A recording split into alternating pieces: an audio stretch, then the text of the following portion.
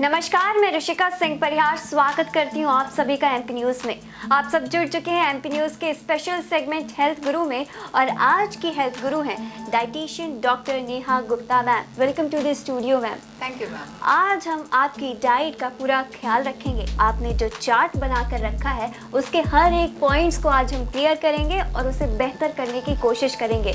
Ma'am, लोग बोलते हैं कि हमें खाना भी खाना है और अपने स्वाद से कॉम्प्रोमाइज़ भी नहीं करना है। इसको लेकर के कहीं ना कहीं एक फाइट रहती है या फिर कॉम्प्रोमाइजेशन रहता है। आपको क्या लगता है ये दोनों कैसे बैलेंस हो सकते हैं? देखिए, मेरा इसमें सजेशन ऋषिका ये रहेगा कि हमें हमारी बेसिक डाइट फॉलो करनी चाहिए। अगर जैसे बेसिक डाइट हो गया जो हमारी इंडियन डाइट है, जी मैम। हमारी इंडियन डाइट जो है वो पूरी तरह से कंप्लीट मील है, तो हम अगर उसे फॉलो करते हैं तो आप एक बहुत अच्छी लाइफस्टाइल को मेंटेन कर सकते हो। आपको किसी डेफिशिएंसी होने का चांसेस उसमें नहीं रहता। जी मैम, आजकल हम देखते हैं कि ब्रेकफास्ट के लिए लोग एकदम भागदौड़ में रहते हैं और कहीं ना कहीं टाइम ना रहने की वजह से वो ब्रेकफास्ट नहीं करते हैं। मैम, इसका असर कितना पड़ता है डाइट में, आपके स्वास्थ्य में? देखिए, ब्रेकफास्ट एक जो है वो बहुत ज़रूरी हिस्सा है। जब हम सुबह सो कर के उठ रहे हैं तो हमारा 7 से 8 घंटे का जो एक गैप है, हमारी बॉडी जो है वो एक रेस्टिंग मोड में रहती है, जैसे कि हम सभी जानते हैं। देन जब हम सुबह उठ रहे हैं तो सुबह उठने के बाद सबसे पहले आपको 2 ग्लास पानी, आइदर मैं कहूँ 500 ml वाटर पीना चाहिए, जिससे कि डिहाइड्रेशन जो है वो आपका बैलेंस हो। देन उसके बाद ब्रेकफास्ट हमें करना चाहिए जो कि हाई प्रोटीन हो। हाई प्रोटीन मीन्स इधर मैं आपको बता दूं कि हमें ज़रूरत है स्प्राउट्स आप अपने ब्रेकफास्ट में ऐड ऑन कर सकते हो, आइदर पीनट सैलेड ले सकते हो या फिर घर का बना हुआ पनीर। वो जब हम अगर अपनी डाइट में ले रहे हैं तो हमें मतलब कोई बीमारी या मैं कहूँ आने का ज़रूरत नहीं रहेगा, आप उससे बच सकते हो।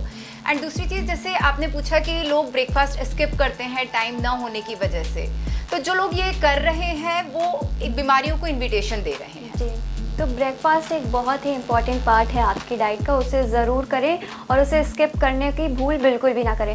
मैम, आजकल हम देखते हैं कि जिम में लोग जाते हैं या फिर जो लोग जिम नहीं भी जाते हैं, प्रोटीन इंटेक को लेकर के बहुत चर्चाएं चल रही। सोशल मीडिया पे लोग प्रोटीन पाउडर या प्रोटीन शेक बना करके पीते हैं। उसका मैम इंटेक हमें कैसे पता करना चाहिए कि अभी हमारे लिए ये प्रोटीन लेना अच्छा है या वो बुरा भी बन सकता है? देखिए, मैं एक चीज़ आपको यहाँ पे बताना चाहूँगी कि ये एक बहुत बड़ा बिजनेस मार्केट है, हम सभी जानते हैं, है ना। हमें ज़रूरत नहीं है, एक कॉमन मैन को अगर मैं बात करूँ तो प्रोटीन सप्लीमेंट लेने की रिक्वायरमेंट नहीं है। प्रोटीन सप्लीमेंट की रिक्वायरमेंट सिर्फ 2 लोगों को ही होती है। एक जो पेशेंट है जिसे कि प्रोटीन डेफिशिएंसी आई है, जिसे डॉक्टर प्रिस्क्राइब कर रहा है कि आप प्रोटीन लीजिए, एंड दूसरा व्यक्ति आ गया जो कि एक्टिव एथलीट है, जो प्लेयर है, उसको प्रोटीन सप्लीमेंट की ज़रूरत है। आइदर एक नॉर्मल कॉमन मैन जो है उसको प्रोटीन सप्लीमेंट लेने की ज़रूरत नहीं होती है। उससे जो प्रोटीन मिल जाएगा वो उसकी नॉर्मल रूटीन डाइट से मिल जाएगा, जो कि हमें मिलता है दाल, घर का बना हुआ पनीर। आप ये सब चीज़ें लेंगे तो भी आपका प्रोटीन जो है वो कंप्लीट हो जाएगा। मैम, लोग जिम में जाते हैं, उनको जो वहाँ के ट्रेनर्स होते हैं जिम के, वही ट्रेन करते हैं कि आप इतना प्रोटीन लीजिए, इतना शेक बनाइए, इतना लीजिए।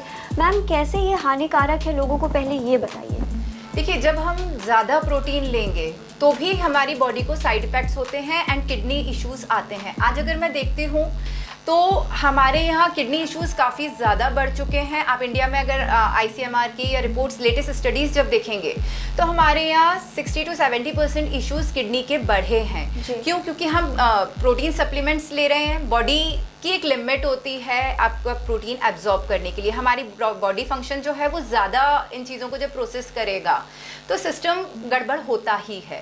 तो ज़रूरत नहीं है कि आप प्रोटीन सप्लीमेंट पे जाएं जब तक कि आप एक्टिव एथलीट ना हो या आपको किसी चीज़ का डेफिशिएंसी ना हो। जी बिल्कुल मैम। एंटी एजिंग हो गया, अगर वेट लॉस करना है तो लोग चाहते हैं कि यूँ शॉर्टकट से हमारा वेट लॉस हो जाए या हम इतने ज़्यादा एजड ना लगे जितनी हमारी एज है। मैम, इसको लेकर भी बहुत भागदौड़ है आज हम देख रहे हैं कि सोसाइटी में। इसको हम कैसे कम कर सकते हैं और क्या अवेयरनेस होना चाहिए इसके लिए? देखिए, एंटी एजिंग डाइट अगर मैं जैसे बात करूँ तो चीज़ आती है कि आपकी डाइट में natural food, fruits and vegetables का इंटेक जब आप बढ़ाएंगे एंड फिजिकली एक्टिव जब आप होंगे तो आपका एज जो है वो अपनी एग्जैक्ट बायोलॉजिकल एज से आप कम लगेंगे। तो मेन चीज़ आती है कि आपकी डाइट आप नेचुरल अगर रखोगे तो आपका अंदर से ही बॉडी जो है वो कम एज के आप दिखेंगे। वेट लॉस का मैम? वेट लॉस के लिए भी सेम चीज़ आती है कि आपको नेचुरल फ्रूट्स एंड वेजिटेबल्स का इंटेक बढ़ाना है, फिजिकली आपको एक्टिव रहना है, डेली मैं कहूँ स्केल पे जा करके आपको वेट चेक करने की ज़रूरत नहीं है। आप जस्ट अगर जैसे जिम जाते हैं तो अंडर पर्सनल ट्रेनर की गाइडेंस में ही आप वर्कआउट करिए, आप खुद अपनी मर्जी से वर्कआउट ना करें। बिकॉज जब हम अपने किसी बच्चे को स्कूल भी भेजते हैं तो हम उसी स्कूल में भेजना प्रेफर करते हैं जहाँ पे कोई टीचर हो। आप अपने बच्चे को वहाँ एजुकेशन नहीं दोगे जहाँ कोई टीचर अवेलेबल ना हो। जी जी। तो सेम चीज़ यहाँ अप्लाई होती है। जब हम जिम जाते हैं तो आपको वर्कआउट अपने पर्सनल ट्रेनर के साथ ही करना चाहिए, जो कि आपकी लाइफस्टाइल, आपका बॉडी को समझेगा और उस अकॉर्डिंग आपका वर्कआउट प्लान करेगा। जी मैम, आजकल इंस्टाग्राम में ट्रेंड वायरल हो रहे हैं, डाइट चार्ट्स बन रहे हैं और लोग देख करके सोच रहे हैं कि अगर वो फास्टिंग करते हैं, डिटॉक्स और कीटो करके, ये जो अपनी फास्टिंग के जो वेज हैं मैम, जो कि इंस्टाग्राम में हमें आए दिन देखने को मिलते हैं, ये कैसे हानिकारक है या फिर ये अच्छे इन्हें करना चाहिए? देखिए, एक आपने बहुत अच्छी चीज़ कही है। आजकल इंस्टाग्राम पे बहुत सी डाइट्स जो हैं वो वायरल हैं। यहाँ मैं एक आपको सबसे पहले बताना चाहूँगी कि कोई भी डाइट प्लान जब हम लेते हैं तो वो 15 डेज से ज़्यादा नहीं लिया जाता। एंड अगर हम 15 दिन से ज़्यादा किसी डाइट प्लान पे जा रहे हैं तो वो किसी हेल्थ एक्सपर्ट के गाइडेंस में ही जाना चाहिए। बिकॉज अगर हम विदाउट गाइडेंस अगर कोई भी डाइट प्लान फॉलो कर रहे हैं तो हम सीवियर हेल्थ रिस्क जोन में आ सकते हैं जी। एंड दूसरा, जब हम आप बात कर रहे हैं कि इंस्टाग्राम पे रील्स हम देखते हैं एंड उसमें हम देखते हैं कि डिटॉक्स आपको प्रोडक्ट सेल किए जा रहे हैं, तो हमारी ह्यूमन बॉडी जो बनी है, आपका लिवर, किडनी, ये सब डिटॉक्स ही करते हैं। तो हमें ऊपर से कोई सप्लीमेंट लेकर के हमारी बॉडी को डिटॉक्स करने का ज़रूरत बिल्कुल भी नहीं होता है। मैम, एक अच्छे से सिचुएशन लेते हैं। मान लीजिए मैम हम किसी पार्टी में जा रहे हैं, वहाँ पे तो टेम्पटिंग फूड रहेगा ही, तो हमें उसे एंजॉय करके खाना चाहिए या गिल्ट में खाना चाहिए?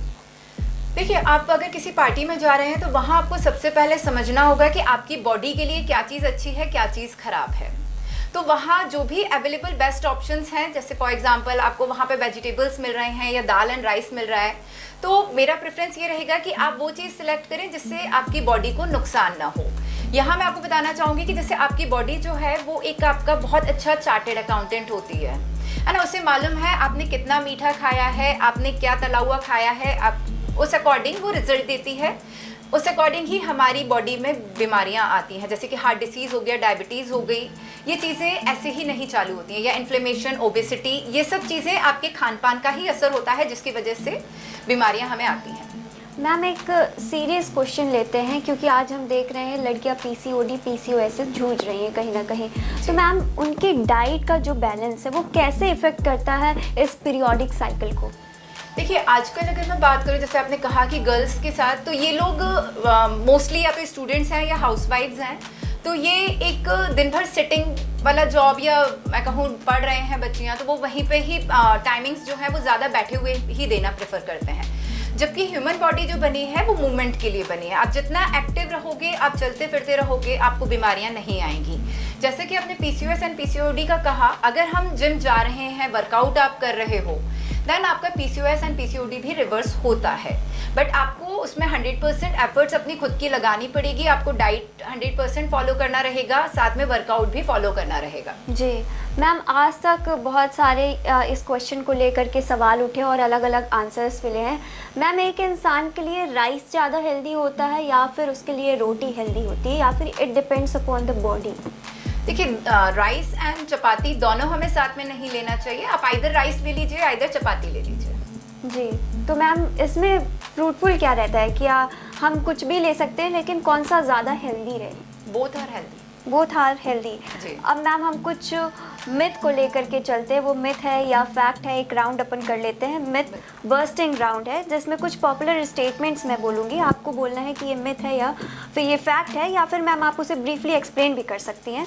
तो मैम, सबसे पहला है कि रात 8 बजे के बाद खाना खाने से वजन बढ़ता है, मिथ या फैक्ट? मिथ। चावल में हमें जो है, आप लाइट फूड लीजिए। अगर जैसे फॉर एग्जांपल कोई व्यक्ति रात को 10 बजे ऑफिस से घर पहुंच रहा है, तो नेचुरल है कि ठीक है उसका डिनर लेट है, बट आपको सोने से 2 घंटे पहले आपका डिनर हो जाना चाहिए। अगर वो 10 बजे खाना खा रहा है तो वो 12 बजे सोने जाएगा। जी मैम, चावल खाने से वजन बढ़ता है, मिथ या फैक्ट? मिथ। शहद और गुड़ चीनी से पूरी तरह हेल्दी ऑल्टरनेटिव है, मिथ या फैक्ट? फैक्ट है। अगर हम ऑर्गेनिक ले रहे हैं, आपका शहद एंड गुड़ अगर ऑर्गेनिक है तो वो बेटर है।